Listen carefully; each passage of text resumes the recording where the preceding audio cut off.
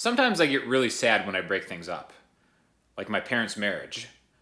But when I break up chords and arpeggios, I feel a lot better about myself. And that got pretty real, but this is going to be the example that we're going to use.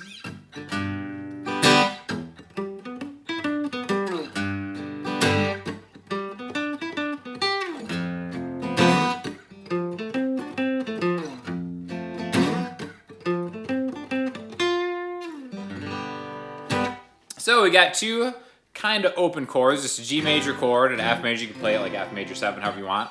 But we're going to add and incorporate an arpeggio with it in a musical exercise type thing. And I'm going to show you I can do this with any chord, major or minor. But we're going to start with open G chord, right? So basically, an arpeggio is just when you take the notes from a major scale or any kind of scale and you play it one note at a time. So if we have a G major chord, the scale that goes along with that is the G major scale. Alright, so if we got like 8 notes here, we have 3E, 5E, 2A, 3A, 5A, 2D, 4D, 5D, 1, 2, 3, 4, 5, 6, 7, 8. To make a G major chord arpeggio, we just take the 1, the 3, and the 5. Now we're actually going to add the 6th note, also 1, 2, 3, 4, 5, 6, into this. So we're going to go. Alright, but plot twist. We're going to do this in a different spot so we can kind of get used to moving around the fretboard. We're going to do it on the G on the A string, which is the 10th fret. So that same thing applies. There's the G major scale. 1, 3, 5, 6, 5, 3, 1. Now if we swing it a little bit, G major chord. You can slide it to like back and forth like G. Chord into the 1, 3, 5, 6, 5, 3, 1.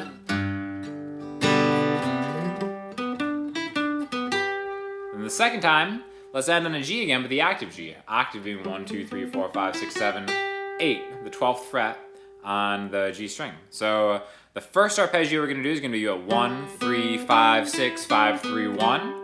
The second one we're going to do is going to be a 1, 3, 5, 6, 5, 3, 8.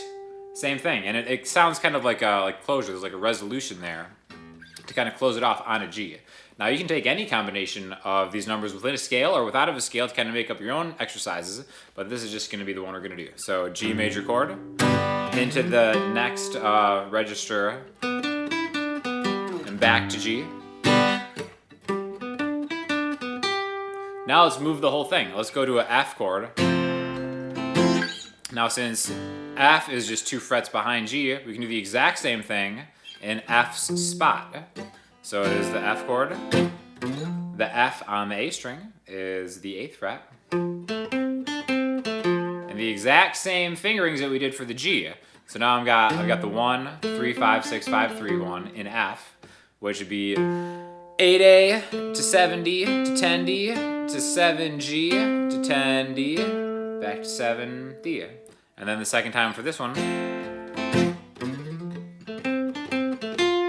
same deal, right? So we've got G, G again, F,